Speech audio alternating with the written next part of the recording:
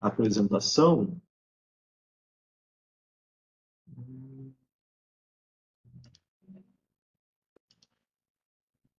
Me digam se vocês veem a apresentação, por favor. Sim, aham. Sim. Bem colorida. Bem colorido. Super.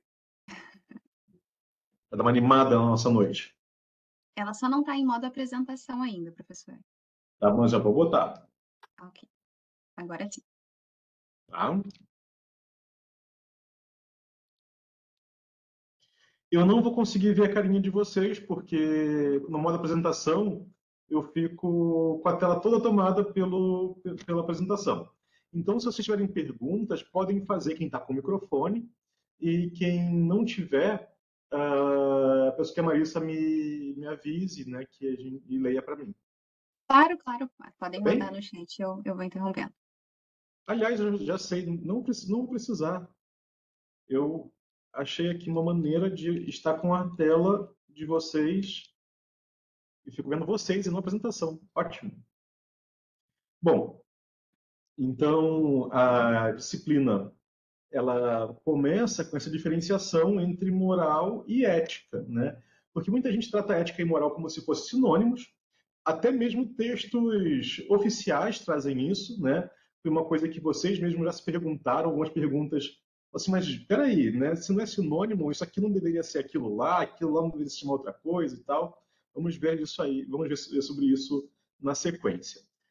Eu acho que é muito importante fazer essa diferenciação, e eu gosto muito desse texto do Sánchez Vázquez, que é um texto relativamente curto, né? Um texto enxuto, com uma linguagem fácil, né? Não é um texto muito rebuscado. Em filosofia, a gente pode ter coisas absurdas. Eu dei uma aula sobre Kant ontem e os alunos estavam de orelha em pé, assim, no mestrado e doutorado. Né? Ninguém estava satisfeito com um texto, porque se escreve de uma maneira muito difícil às vezes, com um vocabulário muito complicado, com uma lógica complicada, não mais quando é um autor de outra língua que é traduzido, né? Que é o caso do Sánchez Vázquez, que ele é um espanhol erradicado no México, morreu há pouquíssimo tempo, ele tem uns 4, 5 anos, e viveu no México toda a vida depois do exílio e se manteve por lá. Né? É um dos principais filósofos da América Latina, né? Digamos assim. Bom, então a gente vai começar fazendo uma diferenciação entre ethos e ethos, tá? Eu não sei se meu grego antigo anda tão bom assim, se eu estou pronunciando certo. Então, se alguém souber grego antigo, pode me corrigir, tá? Mas eu estou fazendo essa diferenciação entre ethos e ethos porque tem a ver com a letra dessas palavras, né? São duas palavras diferentes. Ainda que pareçam a mesma, são duas palavras diferentes. Ethos, ele nasce, né, a palavra ethos, né, ela surge com Homero, lá no século 7 a.C., né, é a primeira pessoa que registra de maneira escrita essa palavra, e ela traz uma significação abstrata e vai designar, então, usos e costumes relativos a modos genéricos de viver. Então, é uma sabedoria prática. Né? O ethos, com eta, um é pequeno, é uma sabedoria prática relativa a uma maneira de viver, aos costumes de viver. Né?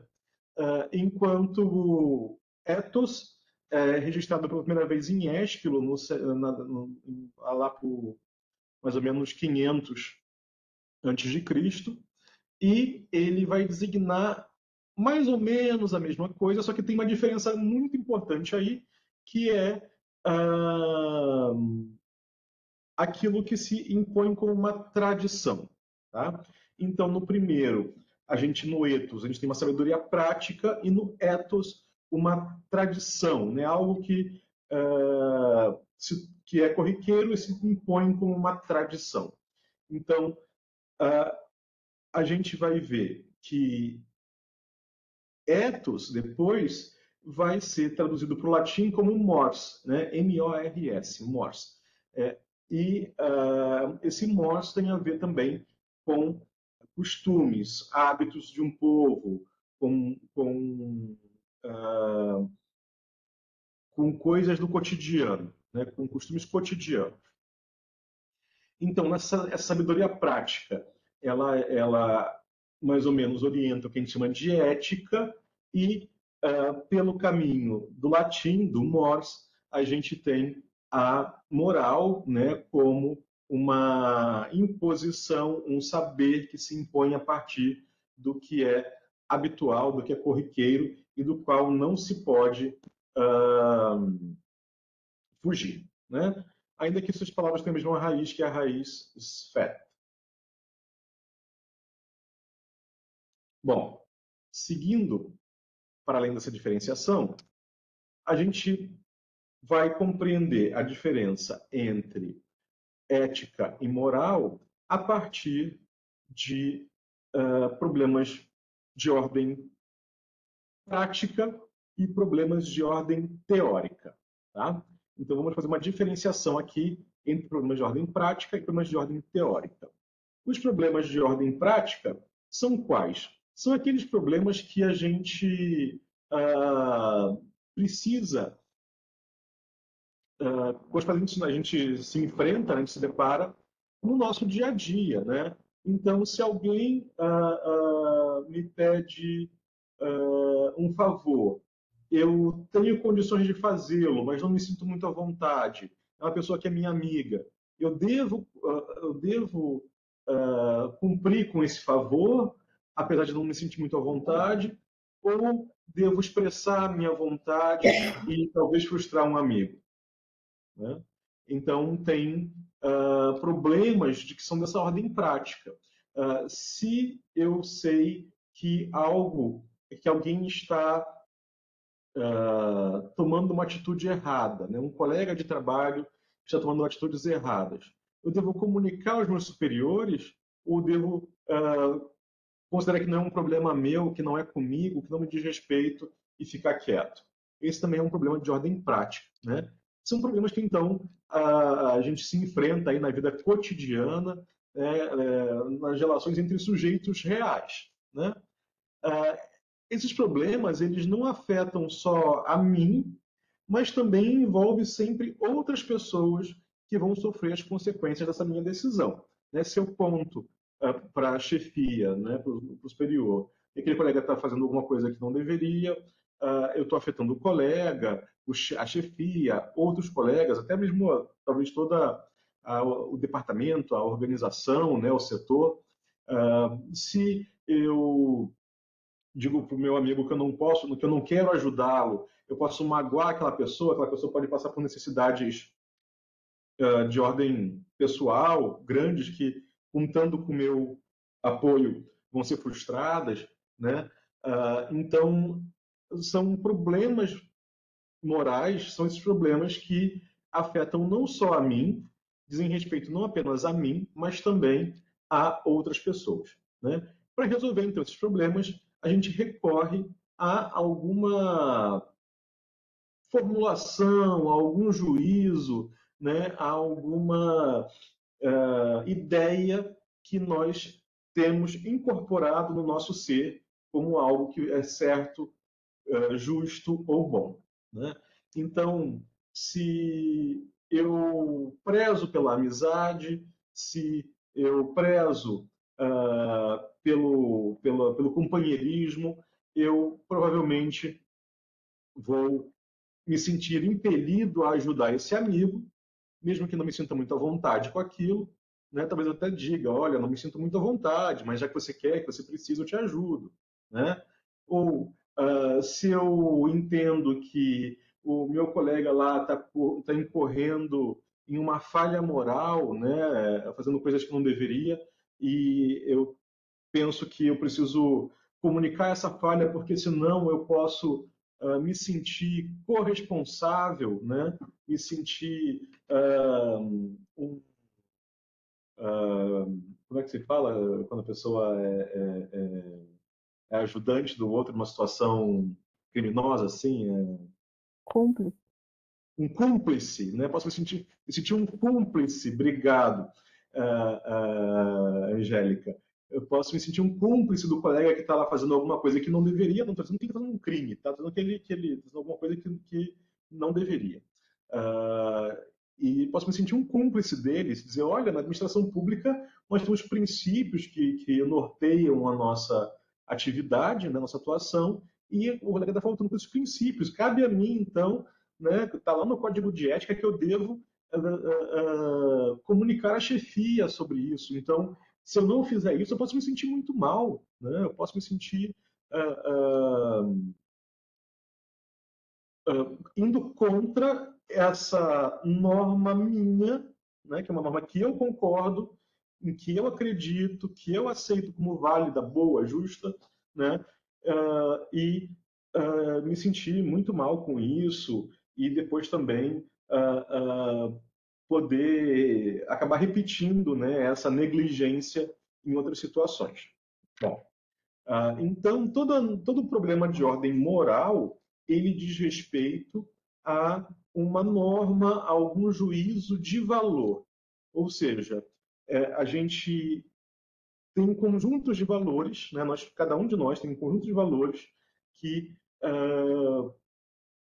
orienta a nossa ação. Nossa ação em relação a outras pessoas é sempre orientada por um conjunto de valores.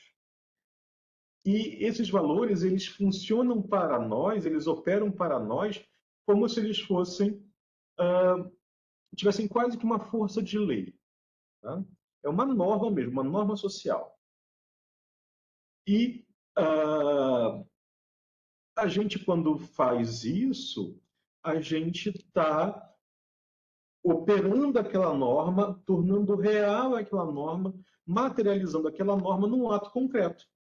Então, há um ato concreto que materializa uma norma com a qual eu conduzo a minha vida. Se aquela norma não é posta em prática, ela deixa de existir. Se você valoriza o companheirismo, valoriza a amizade, diga, Marcela. No caso, a moral, então, seria mais particular, digamos? Seria individual? Não, não é. A gente vai chegar na definição da moral e eu vou explicar por que não é individual. Ela também é individual, mas além de individual, ela é social. Eu vou explicar daqui a pouquinho por quê. Tá. Uhum. Tá? Mas é uma ótima pergunta para a gente manter em mente aí se ela é individual, ou se é social, ou se é as duas coisas. Tá? Okay. Mas eu preciso, de qualquer forma, eu preciso ter uma convicção em relação àquela norma. Ela tem uma dimensão que é individual, sim. Parcialmente, sim. Tá?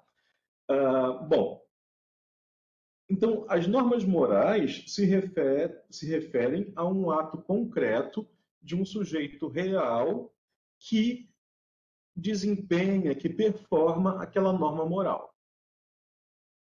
Ela só existe porque ela é posta em prática. Se eu, que defendo o companheirismo, não ajudo o meu amigo, eu estou descumprindo com a norma moral minha, a norma moral em que eu tenho convicção. Então, ela deixa de existir, logicamente. Né?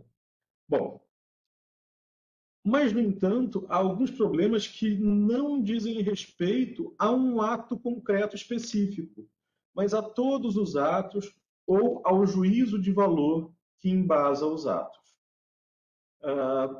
Se o companheirismo é uma norma moral, eu posso me perguntar, por exemplo, qual é o limite do companheirismo quando alguém infringe a lei?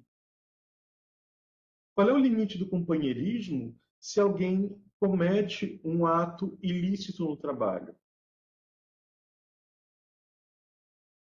Essa pergunta não se refere mais a um ato material específico, mas sim a uma norma geral. Se eu valorizo o companheirismo, se o companheirismo é importante para mim, se a amizade é algo que eu prezo na minha vida, nas minhas relações, se um amigo meu com quem eu trabalho, está cometendo um ato ilícito, eu devo denunciá-lo ou não?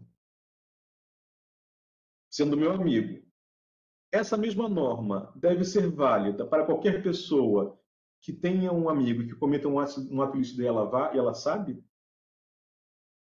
essas perguntas que saem de um ato específico, de um ato real, concreto, e se generalizam, são perguntas que não são da moral, são perguntas da ética. Está ventando bastante aqui, pessoal, então a janela vai bater, tá? Meu computador é bem pertinho da janela, então não se espantem se vocês notarem vidros batendo. Enfim, de novo, problemas morais dizem respeito a um ato real, concreto, que envolve dois ou mais indivíduos e que faz referência a um juízo de valor. Problemas éticos são problemas que não se referem a um ato concreto, mas se referem a atos em geral e a juízo de valor. O que significa ser companheiro? O que significa prezar pela amizade? Qual é o limite da amizade frente a um ilícito? Isso é uma pergunta, né? São perguntas que não são do campo de um ato moral, mas perguntas do campo da ética. A gente vai avançar mais sobre isso, tá? Não se preocupem. O Gelson, ele perguntou, então, considerando a distinção entre problemas prático-morais e teóricos éticos, como a gente pode usar a reflexão ética para aprimorar nossa capacidade de tomar decisões responsáveis em situações concretas do cotidiano, especialmente em um mundo cada vez mais complexo em relação a dilemas morais? Eu acho que essa disciplina ela é relativamente nova no curso, né? A gente está na segunda edição dessa disciplina no curso, justamente porque a gente verificou que há uma complexificação das relações sociais no ambiente de trabalho, principalmente no setor público, né? E essa complexificação, ela exige um embasamento ético para tomar decisão responsável. Essa reflexão ética, ela exige um distanciamento da situação prática, né, do fato que está vivendo ali, e olhar para os valores, olhar para os juízos de valor que estão relacionados àquela ação. Então, há uma preocupação no campo da ética que os atos que nós realizamos melhorem, façam desenvolver, né, a nossa capacidade de conviver enquanto seres humanos, né? Então, a ética, ela nos faz uma pergunta principal. A principal pergunta da ética é como eu devo agir. Não é como eu devo agir aqui, agora, nesse instante, nessa situação específica, mas quais são os pilares, né, que sustentam a minha conduta, a minha ação enquanto um agente na sociedade, enquanto um cidadão, enquanto um servidor público, enquanto um gestor, enquanto, no meu caso, um professor, né? Quais são os fundamentos, quais são os valores que eu devo desempenhar para agir bem na minha relação com os outros? Então, essa é uma pergunta que a ética nos faz, que nos ajuda a refletir e a melhorar, né, a nossa capacidade de tomar decisões responsáveis em situações concretas. Então, a gente foge da especificidade daquela situação concreta, a gente foge não, né? A gente sai daquela situação circunscrita, bem fechadinha e tal, olha para essa situação um pouco mais de longe, um pouco mais distanciado e pensa, então, quais os princípios que orientam a minha ação, quais são os valores com os quais eu me comporto, né, com os quais eu conduzo a minha vida, e como que esses valores devem estar presentes naquela situação específica. Essa é uma maneira ética de olhar para essa situação hipotética aí que se vive. E a Ana Paula, ela fez uma outra pergunta muito interessante também, que traz o conceito de fato social. Eu fiz uma redução aqui, tá, Ana Paula, porque a pergunta era mais longa, né? Então, para não tomar muito espaço na tela, eu reduzi e fiz uma síntese, tá? Ela pergunta como que o Durkheim e o Santis Vasquez convergem no conceito de fato social do ponto de vista do trabalho. Em que sentido eles divergem? Como é a relação de ambos autores pensando no setor público? Durkheim é talvez um dos principais, é chamado de um dos fundadores, né, da sociologia. Ele publica a sua tese lá no final do século XIX, na década de 1890, se não me falha a memória, e ele traz o fato social como um fato que se impõe às pessoas, se impõe aos indivíduos, e que tem três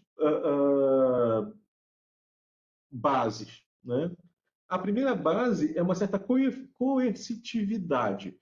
O fato social ele é um fato que exerce uma coerção sobre a ação do indivíduo. O indivíduo ele se sente impelido a fazer aquilo por uma pressão exterior a ele que vem de fora. Esse outro fato, o outro pilar é justamente o da exterioridade, né? O fato social para Durkheim ele é um fato que já existe antes da pessoa nascer. Quando você nasce, o sistema econômico já está aí, as relações de troca, a educação, tudo já está pronto. Você tem que, então, que aprender a viver nesse sistema social que tem essa especificidade, né? Então, o fato social ele é exterior ao indivíduo, ele se impõe sobre o indivíduo e, além disso, ele tem uma outra dimensão, que é a dimensão da generalidade. O fato social ele é um fato coletivo. Ele não é um fato que eu sozinho enfrento enquanto indivíduo. Ele é um fato que um grupo social enfrenta, né? E essa generalidade, então, exige uma compreensão do fato social para além das minhas considerações ou das considerações de qualquer indivíduo que sejam psicológicas, né? Então, aqui ele está superando, né, uma preocupação psicológica com a tomada de decisão do indivíduo frente a uma determinada situação, para olhar para qualquer situação que envolva duas ou mais pessoas e compreender, então, como que há uma pressão sobre essa situação, como que se pode aprender o que fazer ou o que não fazer nessa situação e como essa situação é maior, mais ampla do que as forças individuais de cada um. Isso é muito diferente, ao meu ver, do que Santis Vasquez coloca como um ato moral. O ato moral, o ato moral enquanto um fato social, ele sim, ele vai dialogar profundamente com Durkheim, quando a gente compreende que se trata de algo que é, de fato, genérico, ou seja, que está para além do indivíduo, mas, ao mesmo tempo, e aqui é a grande diferença, está dentro do indivíduo. Envolve uma certa subjetividade. Por quê? Os valores morais não são apenas valores morais impostos pela sociedade. É preciso que o indivíduo concorde, aceite, é mais do que concordar e aceitar, que o indivíduo viva de acordo com aqueles valores morais. Então, os valores morais, eles são sociais, eles não são apenas individuais, eles são coletivos, são sociais, variam na história, variam com o tempo, varia de lugar para lugar. Certamente os valores morais que nós temos no Brasil hoje não são necessariamente os mesmos dos valores morais do Brasil do século XVIII e tampouco são os mesmos valores morais do Afeganistão, né? Vou pegar uma sociedade bem distante da nossa para poder a gente ponderar, né? Ou valores morais presentes na China, né? São valores que variam no espaço, variam no tempo e não são apenas individuais, eles são coletivos também. mas eles têm uma dimensão individual que é inalienável. É preciso que a pessoa desempenhe aquele valor nos seus atos, senão aquele valor deixa de existir. Eu vou trazer um exemplo muito prosaico que vocês vão lembrar. Tá? Há uns 20, talvez 30 anos, não havia assento preferencial nos ônibus. Lembram disso? Não havia. O que acontecia quando chegava uma pessoa idosa ou uma mulher com uma criança pequena? O que acontecia?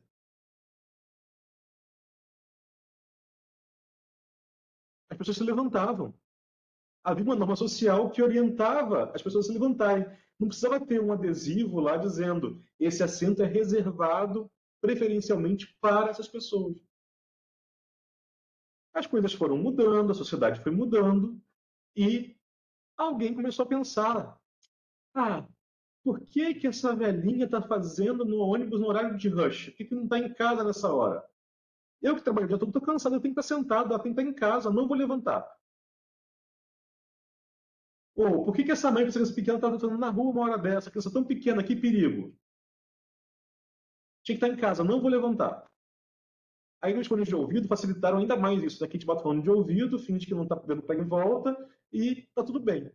Então a gente começou a arrumar justificativas sociais para não cumprir mais aquela norma social.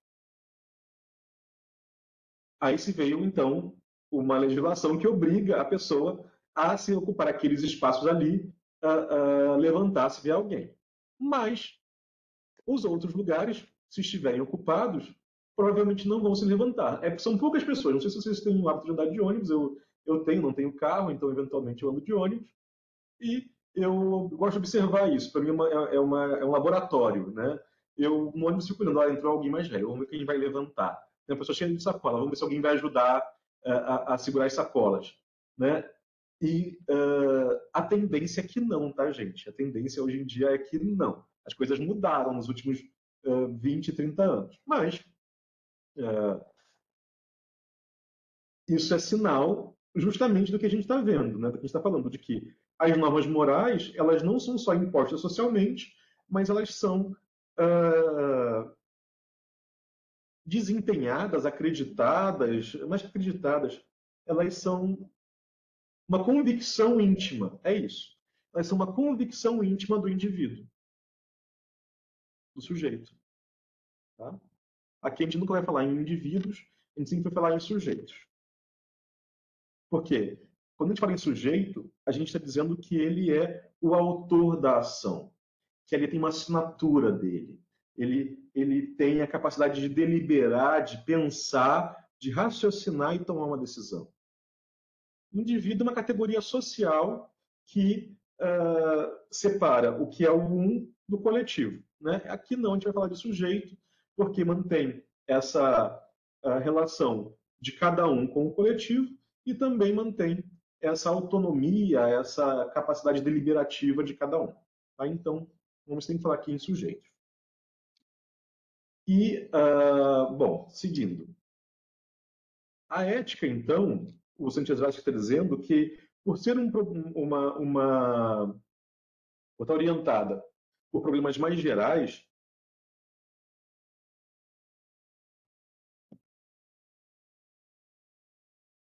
a ética nos revela a relação entre como que uma sociedade se comporta moralmente e as necessidades e os interesses sociais. A ética ela está voltada para problemas, para perguntas amplos, gerais, e não para uma ação individual.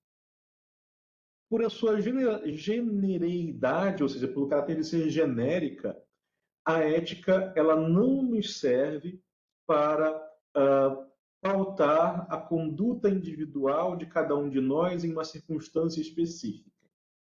Ela serve para nos fazer questionar sobre os meus juízos de valores nessas situações específicas. Como aquela do amigo que eu mencionei, né, que pede um favor, ou a do colega de trabalho que está cometendo um ato ilícito. Então, ela não vai me dizer o que fazer em cada situação específica, mas ela me ajuda a pensar sobre os princípios, os critérios, os juízos de valor que eu emito nessas situações. Vocês conseguem capturar essa diferença? É importante para mim saber se isso sim ou não, porque esse é o fundamento de tudo, gente. Se vocês tiverem dificuldade com isso agora, vai ficar mais complicado.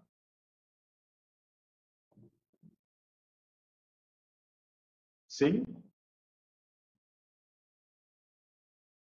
Eu vou usar aquela máxima de quem cala consente. Tá? Uma brincadeira. Dizem que o rei Henrique VIII dizia que tinha duas maneiras de dizer não. Uma era dizendo, outra era não dizendo nada.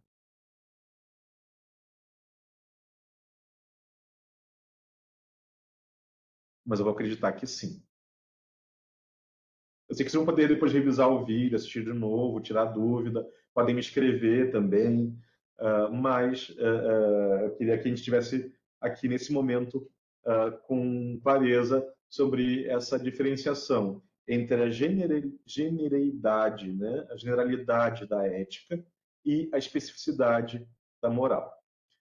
A ética, ela tem a moral como um objeto. Ela é uma teoria, ela é uma reflexão, ela é uma ciência, ela é um conhecimento sobre o comportamento moral, sobre a conduta moral.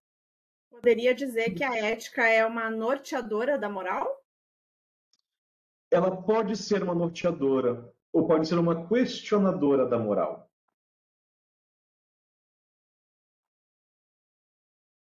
Tá? Uhum. E depois eu vou trazer algumas situações para a gente pensar sobre esse caráter da ética. Então, a ética não diz o que a gente tem que fazer.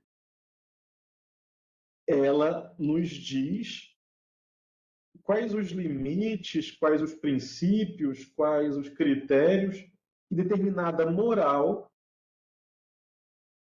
predominante numa época oferece para aquela sociedade e como que esses princípios, critérios, características dessa moral ajudam a sociedade a agir melhor ou colocam limitações à ação daquela sociedade em direção a uma vida melhor.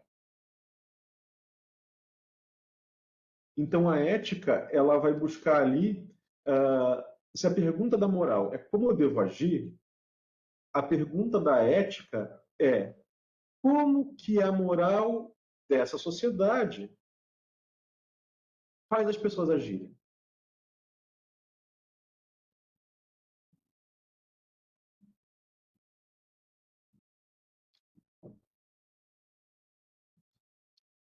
Bom, ontem eu lá no meu doutorado estava dando uma aula sobre o Kant, né? Falei com vocês no início.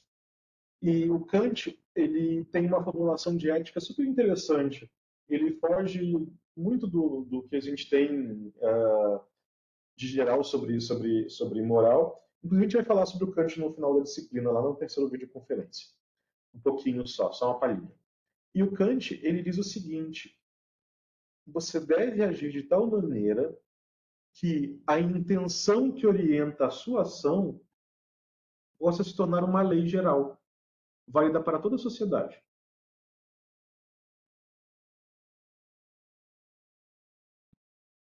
Então, ele procura, né, nessa teoria ética, uma justificativa para a ação individual e coloca isso na responsabilidade do indivíduo, dizendo, do sujeito, né? Dizendo, você tem que ser muito cauteloso nas suas ações, porque as suas ações têm que ser tão boas que todo mundo que estiver na tua situação possa tomar a mesma ação. tomar a mesma decisão. Ó, tá de casa é isso, gente. Até o cachorro lá. Acontece. Só um instantinho que eu vou tentar acalmar aqui as caras.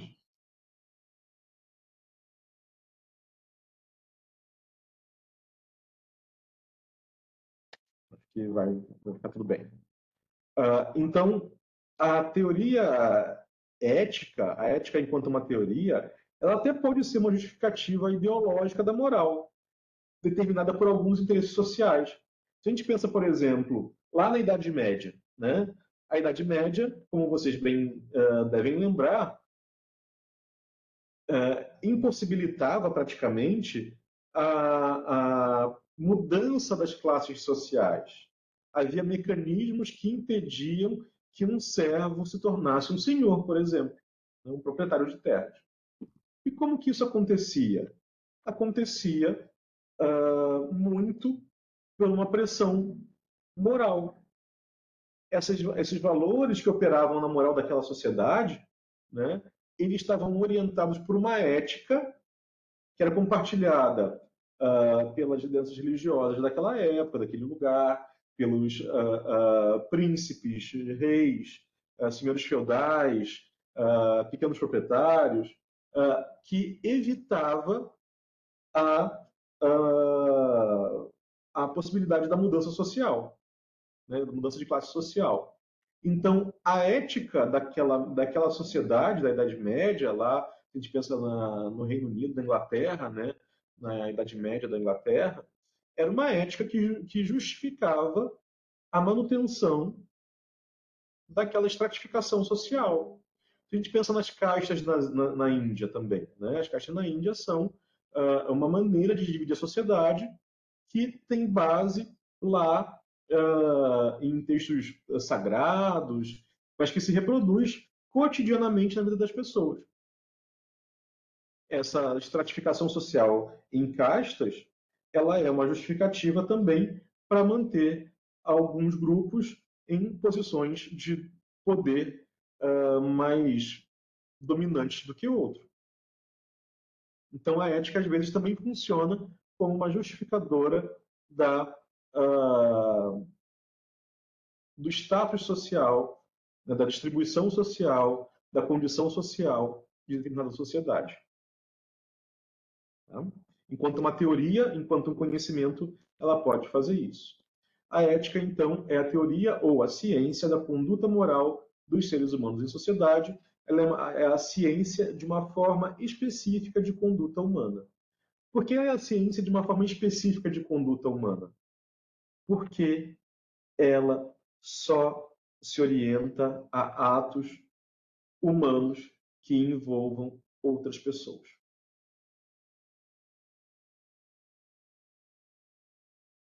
Algo que não vai envolver outros sujeitos não é do campo da ética.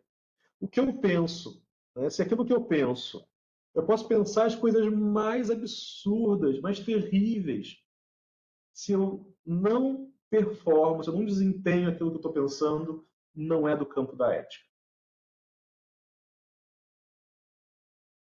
Se uma sociedade não transmite determinado valor, aquele valor para aquela sociedade não é do campo da ética. Eu posso dizer, por exemplo, que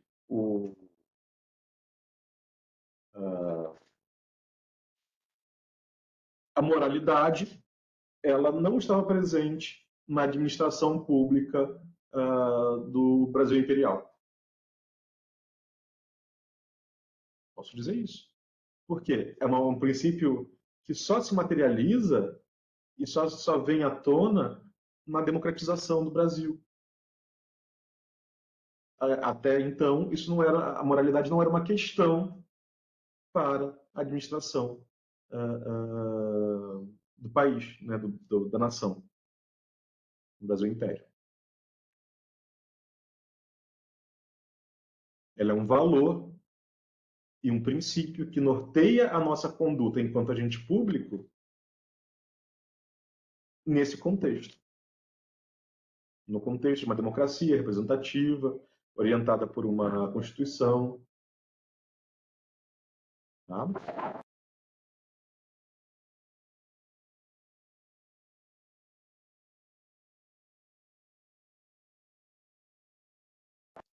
A Gisele, ela pergunta se há alguma metodologia... Desculpem, pessoal, só um instantinho, vou resolver o problema.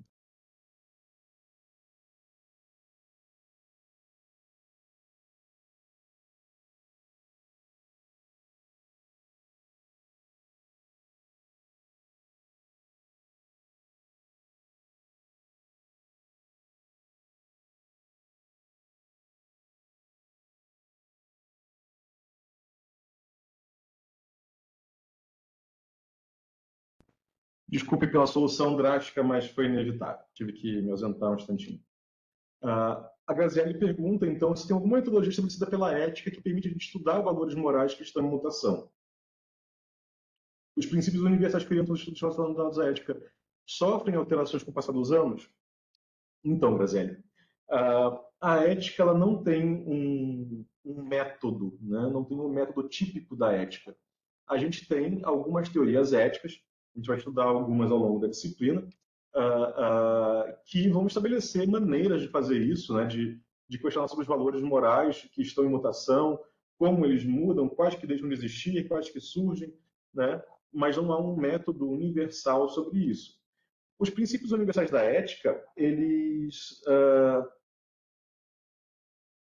se eles sofrem alteração, eles não são universais. Só é universal um princípio que é imutável. E para o Kant, esse princípio que eu falei agora, esse que ele chama de imperativo categórico, né, que é age de tal forma que a intenção que orienta a sua ação possa se tornar uma lei geral, isso é imutável. Se todo mundo agir assim, em todos os contextos, em toda situação, isso vai ser sempre uma decisão eticamente valorizada, aprovada, aceita.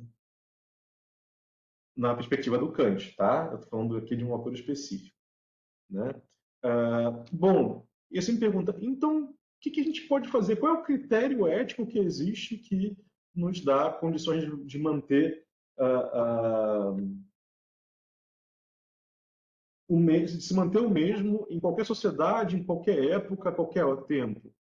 A vida.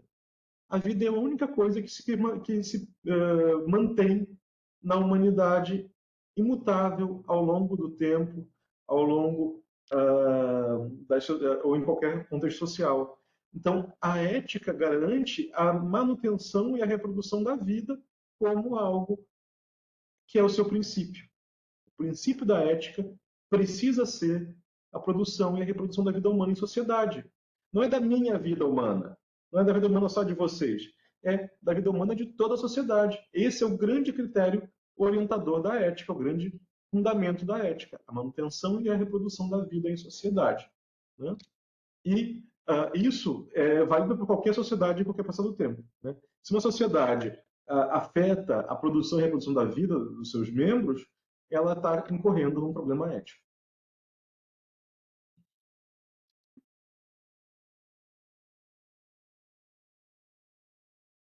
E aí o Daniel pergunta como fazer isso, né? Como contribuir para a transformação de práticas morais vigentes, que são injustas ou inadequadas, considerando que o papel da ética é investigar e não criar normas. Ela não cria normas, ela coloca um critério, que é esse critério da produção e reprodução da vida.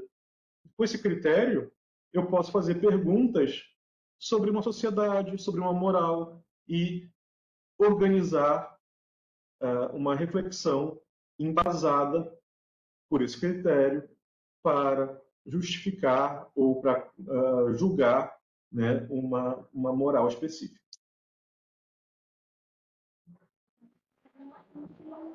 A moral, então, o que é?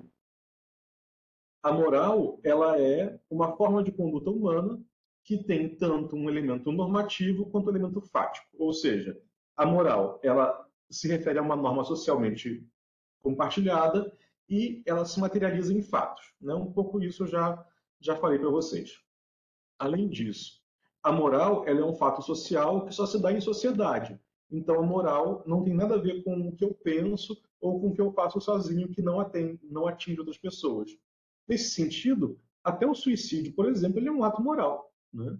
Uma pessoa que se mata, ela não se mata apenas, ela não apenas se mata, mas ela enluta uma família, ela envolve serviços públicos, é uma questão de saúde pública, né? Então, você tem aí até o suicídio como um fato moral, né? Um fato social e um fato moral também.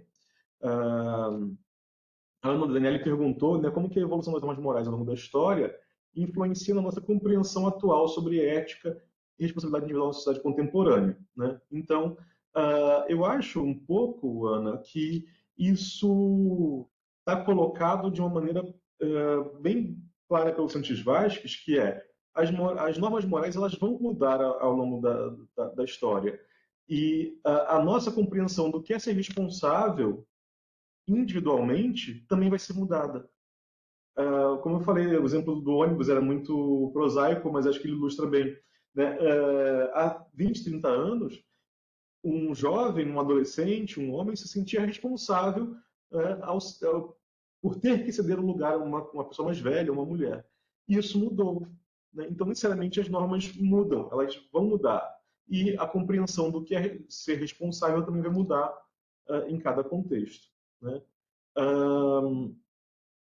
A moral, ela exige isso que eu chamei de convicção íntima.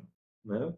Ela não é apenas algo que se me é imposto por fora, mas é algo com o qual eu preciso participar, eu preciso concordar, viver, eu preciso aceitar viver, preciso valorizar. Se eu não valorizo aquela norma moral, se eu contrario uma norma moral, ela perde o seu caráter moral para mim.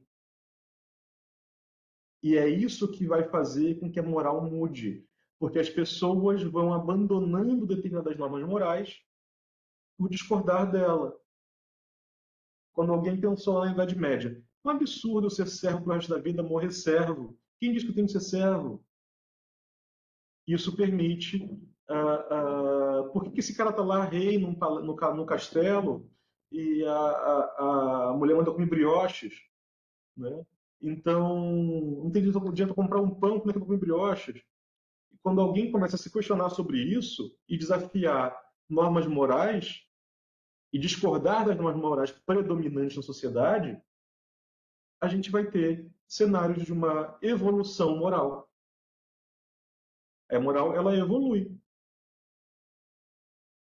Essa evolução nem sempre é algo positivo, tá? A moral muda. A evolução não é algo aqui, entendo aqui como algo positivo. É uma mudança, uma transformação. Né? A moral muda. E essa mudança decorre da inaceitação pelas pessoas, pelos sujeitos, da validade daquela norma. Uma norma que deixa de ser válida, deixa de ser aceita, deixa de ser compartilhada, ela cai em desuso e é superada. Nós temos normas morais que são com as quais a gente convive há muitos anos, há centenas de anos, talvez milhares de anos. Ao mesmo tempo que há outras normas com as quais a gente discorda e que com o tempo vão ser superadas.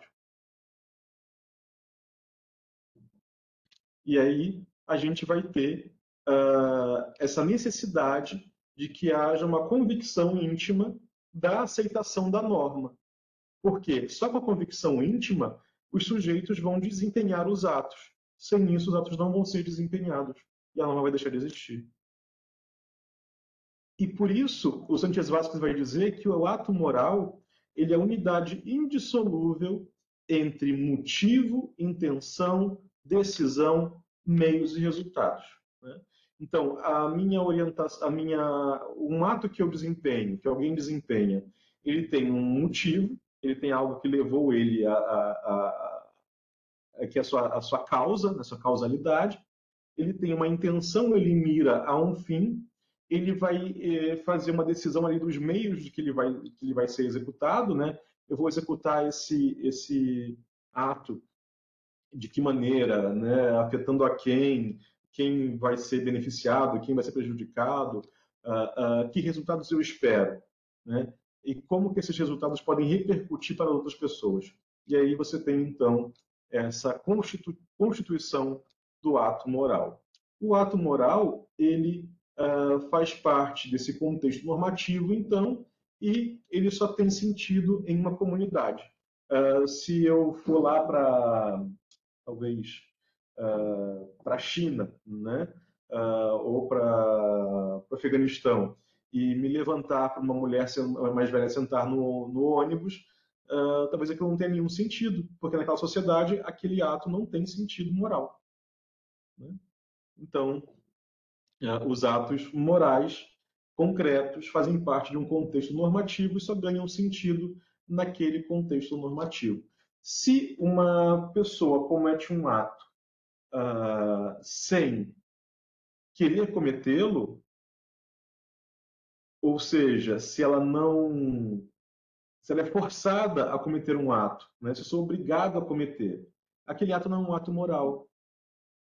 Quando a criança vai fazer alguma coisa que os pais precisam repreender, não faz isso, isso é feio, isso é errado. A criança não tem consciência moral ainda daquele ato. Ela só vai ganhar consciência quando ela poder decidir se ela vai fazer ou não o ato sem a correção dos pais. Se alguém comete um ato contra outra pessoa sem saber que aquilo vai gerar danos, prejuízos, falhas daquela outra pessoa, ou é obrigado a fazer isso, esse ato também não é um ato, não tem uma avaliação moral sobre esse ato. Não é um ato do campo da moral. Só é ato do campo da moral, um ato que é livre, que é consciente, que é deliberado pelo sujeito. Então, a definição que o Santisvasque traz de moral é que a moral é um sistema de normas, princípios e valores que regulam as relações entre as pessoas, né, e entre eles e a comunidade, de tal forma que essas normas elas têm um caráter histórico-social e são acatadas livre e conscientemente por uma convicção íntima. Né? Então, essa aí é a definição de moral que vai nos guiar, que vai nos orientar ao longo da disciplina. Né? E é essa moral, é esse sistema de normas que é o objeto de estudo da ética. Né? A ética estuda as normas, esse sistema de normas aí, que são desempenhadas individualmente em relação a uma comunidade ou a outros indivíduos e que são livres, conscientes e orientadas por uma convicção íntima. Não são nem impostos, nem são... por isso, Marcel, a moral não é apenas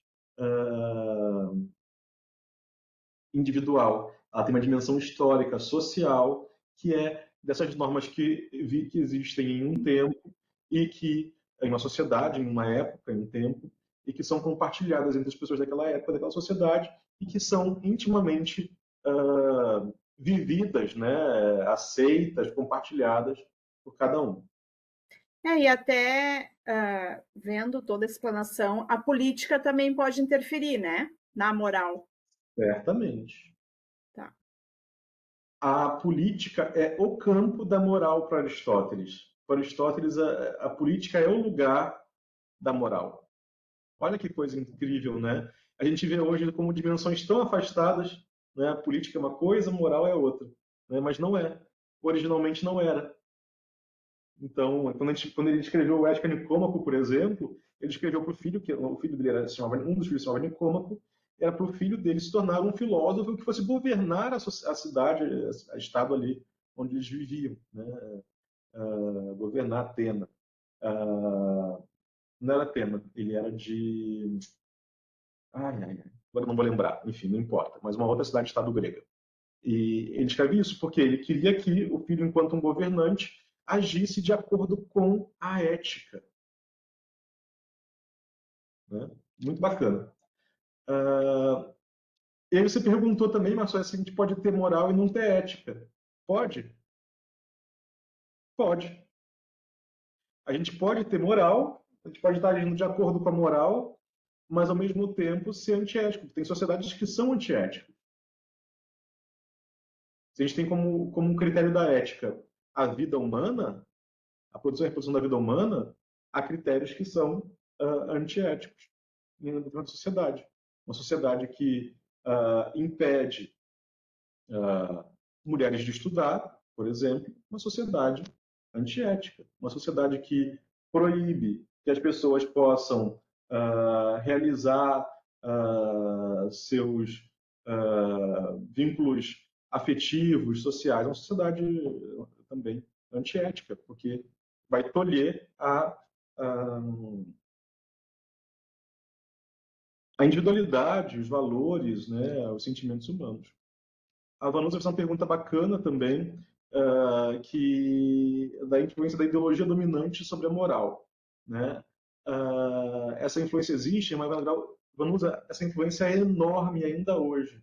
Talvez tenha sido maior ainda, porque com a globalização, os valores também se globalizam. Então, os valores são cada vez mais compartilhados pela sociedade. E isso, certamente, tem uma carga ideológica, né? E algumas teorias éticas vão justificar o mundo em que a gente vive, onde as pessoas são cada vez mais egoístas, mais autointeressadas, não têm apreço pelo outro, pensam que qualquer coisa vale para obter sucesso.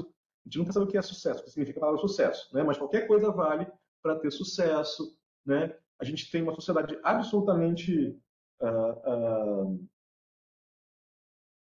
que divide o que a pessoa é e o que ela mostra nas redes sociais, né? Então, nas redes sociais criam personas, são quase personagens ali que você vê a vida da pessoa.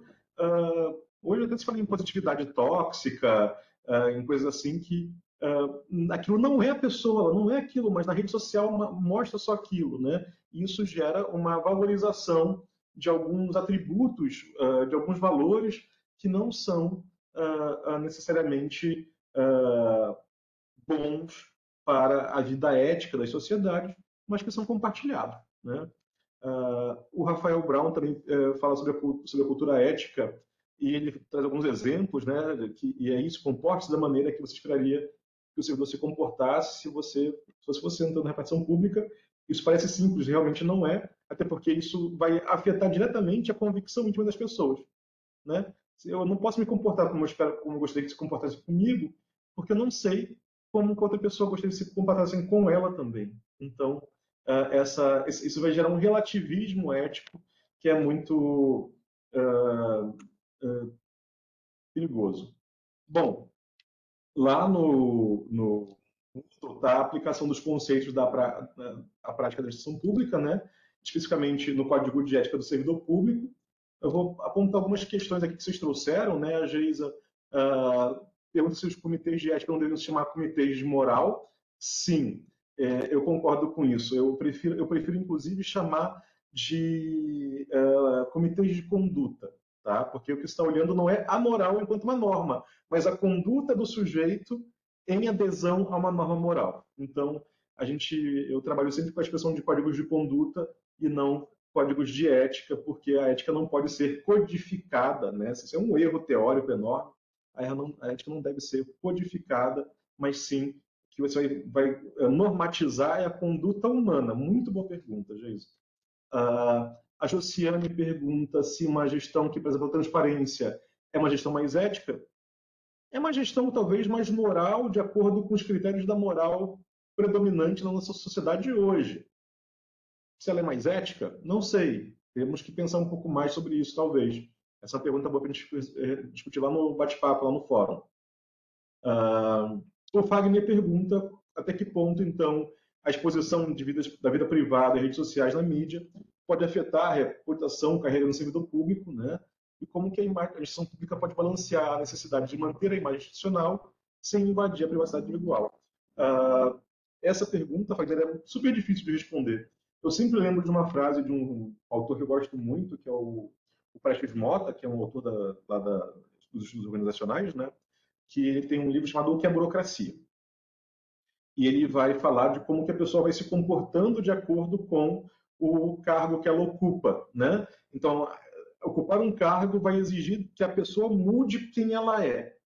E aí então, no momento ele fala assim, um burocrata nunca morre.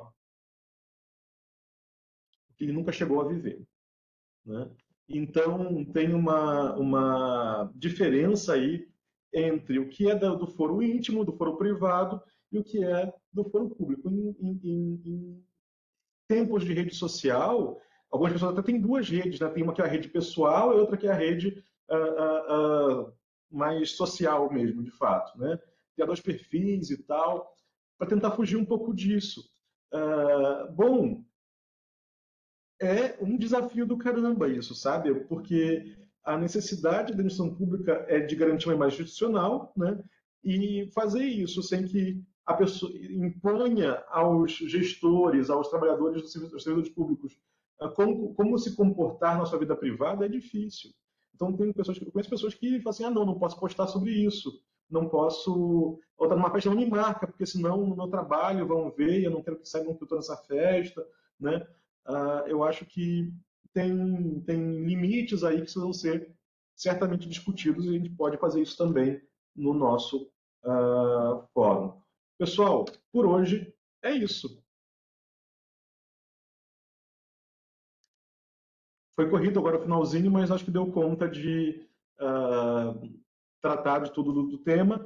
E o foco que a gente vai ter agora no fórum é para olhar para o Código de Ética do Servidor Público, como ele se manifesta no trabalho de vocês, na vida prática de vocês. Eu quero que vocês conversem bastante lá, que eu estou curioso com o que vai vir por aí também, né?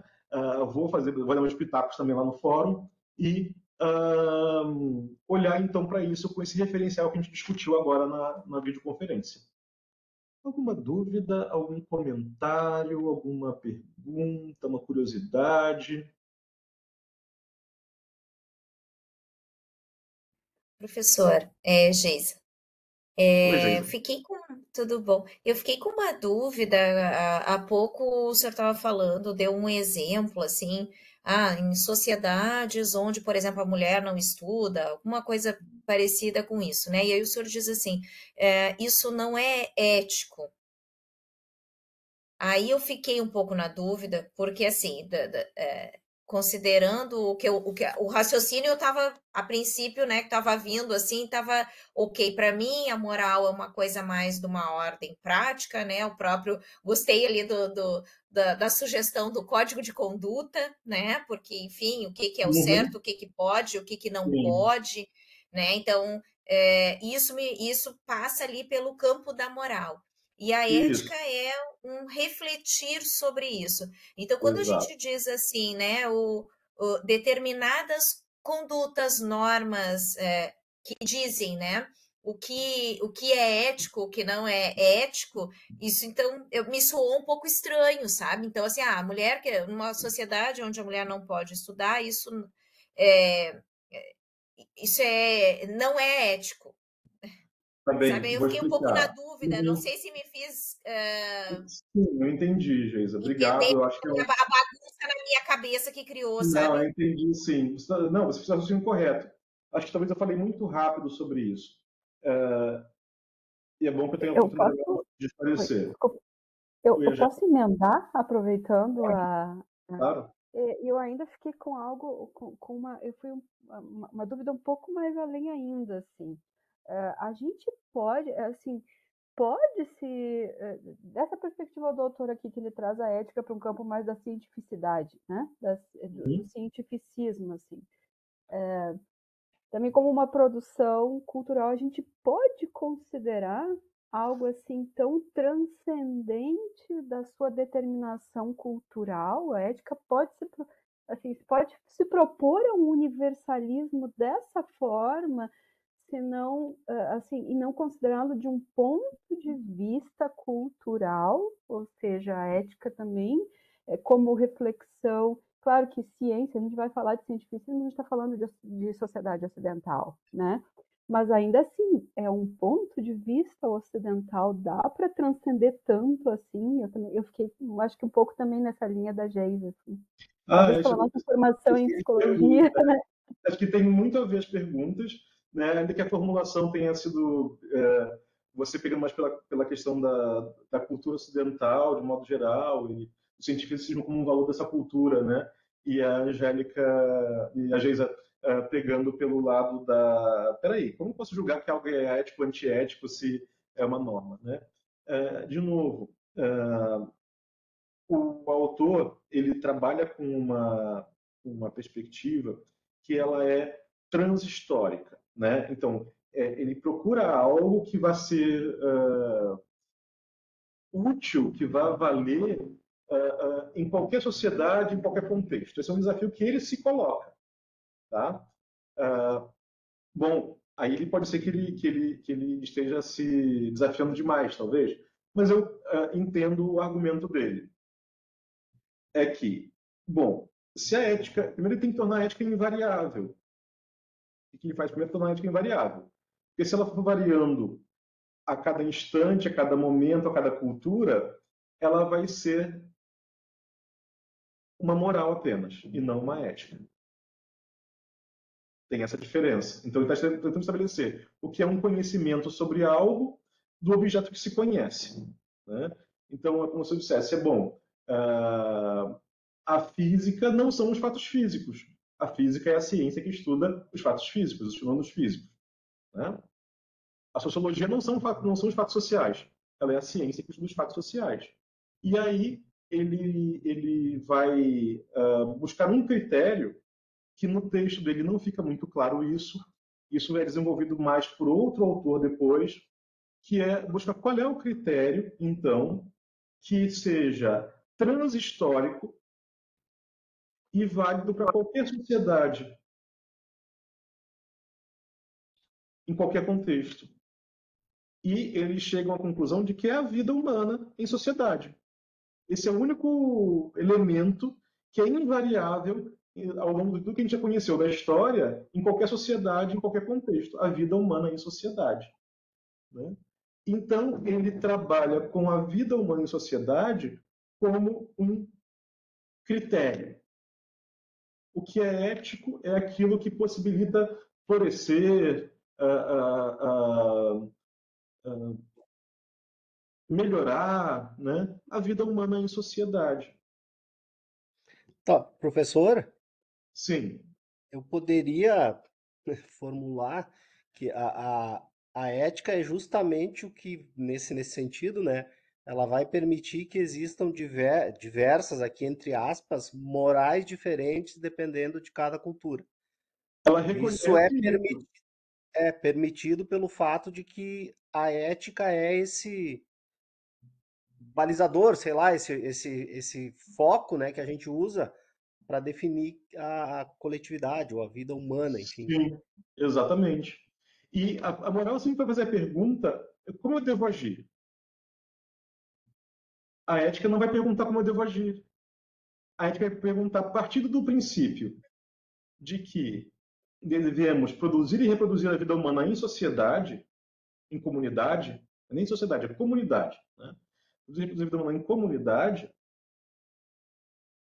como essa moral específica, ou aquela outra moral também específica, possibilitam isso acontecer. Concordo contigo, Angélica, que essa é uma reflexão ocidental.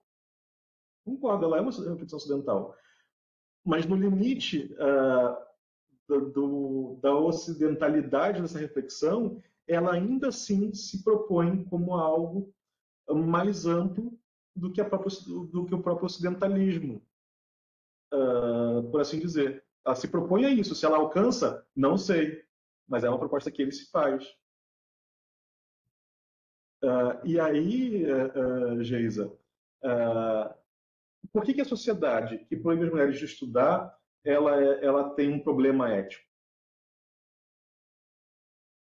Porque aquela sociedade enquanto tal, ela não vai possibilitar a devida, a digna produção e reprodução da vida humana das mulheres naquela sociedade. Porque elas são colocadas numa condição em que elas não podem ir à escola, não podem saber ler e escrever, não podem estudar. Isso diminui a sua humanidade. Também desse ponto de vista ocidentalizado da ética. Se nós fôssemos lá dos talibãs, por exemplo, dizíamos, não, mas está escrito lá no Corão que tem que ser assim, né?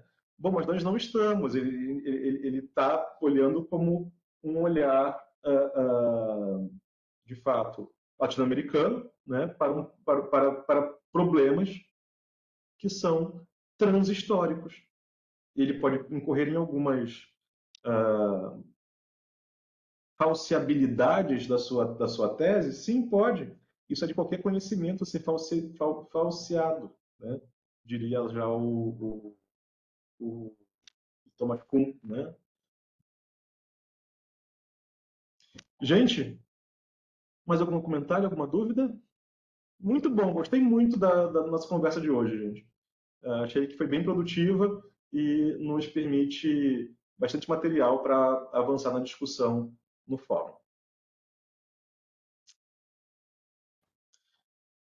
Se Vou não encerrar a gravação, então, tá e a bem, gente pode finalizar. tá bom. Se não tem mais nada, então, boa noite para vocês, boa Boa continuação noite. de semana. Nos falamos no fórum. Aguardo vocês de novo na quarta-feira que vem, às 19 horas, com um tema um pouco mais dentro da área, né, que é a questão do compliance, que é uma das tendências da discussão contemporânea sobre ética, mas não tinha como fazer isso sem fazer essa discussão sobre valores morais, moral, ética, que a gente precisava para poder embasar e criar aqui um terreno comum para a nossa discussão. Tá bom? Tá ok. Bem, Então tá, abração, gente. Tchau, tchau. boa noite. Tchau, tchau, Boa pessoal. Boa noite, Boa obrigada, noite. professor.